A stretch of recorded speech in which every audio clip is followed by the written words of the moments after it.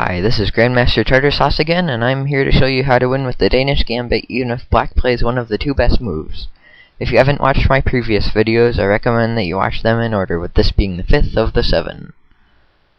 Danish Gambit's reached by e4, e5, d4, e takes c3, d takes c3, bishop c4, pawn takes, bishop takes.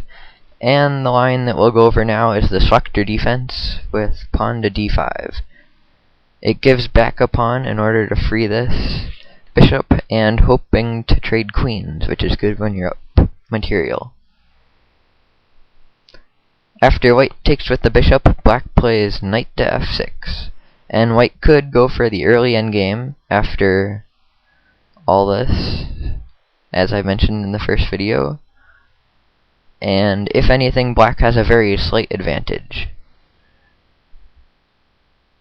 Instead, the move that I and a couple of other actually a lot of other people recommend is knight to c3, keeping the material on the board and maintaining the initiative.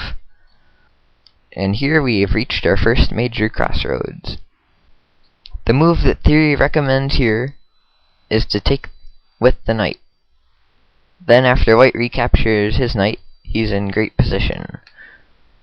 Black's f8 bishop can't go anywhere because of the bishop on b2, putting pressure on this diagonal. And also, this knight on d5 is in a great position. As is often true in the Schlechter defense, black has to watch out for double attacks on his king and queen because of the open d-file. An example of this is that after moves like pawn to f6, pawn to a6, or pawn to c6, and actually a lot of other moves, white can use a tactical trick to get a winning position. Do you see how?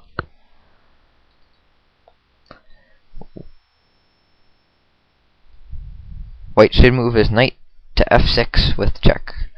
Black will probably take with pawn. Queen takes the queen, and black's got to recapture, and there's this great bishop fork. If black sees this fork coming, he might try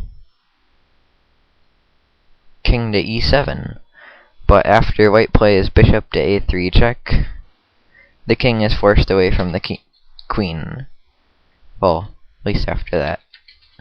Doesn't really do much except lose a pawn. Black might be thinking that after bishop a3 check, he can take the knight, but after queen takes queen, he's in check. And he may this has actually happened to me a couple of times. The person was planning to do that check with the same type of pattern as was in the early endgame, which I showed you earlier. But the problem is that black's king is in check and has to get out of check first, allowing white to easily escape. And black is totally lost. Here, black might try king goes to e6, planning on having white take the queen and get it one back with bishop check. And this time, black would be careful not to be in check by the queen on d8, because his king is over on e6 where it's safe. This sounds like a very good plan, but the problem is that white can actually checkmate black from this position.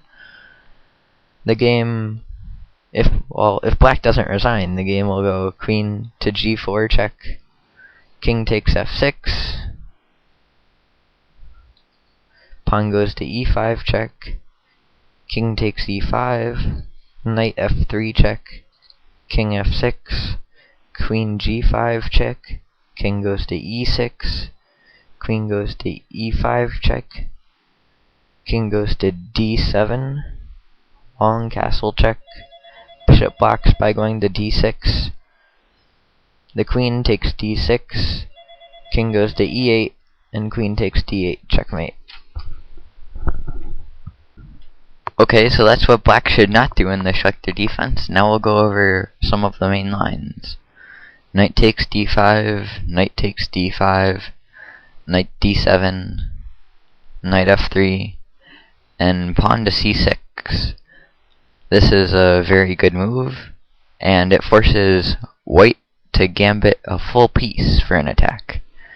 White short castles, black captures, white recaptures, rookies, bishop e7 I mean. That's the main line. I'll go over if black doesn't play that in one of my games. Rook g8.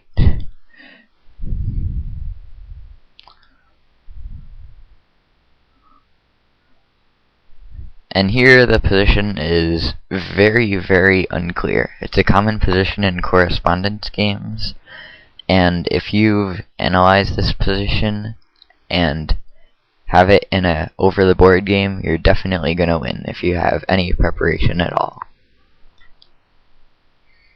So, if you're playing over the board, this is definitely a very comfortable position for white. If you're playing a correspondence game, black may be able to have a way out, although there has not been much research about this position. So these are black's best moves in trying to beat the Danish Gambit. As you can see, white can still keep an edge with careful play. Thanks for watching. My last two videos will be more fun. They will just be collections of games like this one about the Danish Gambit with my annotations.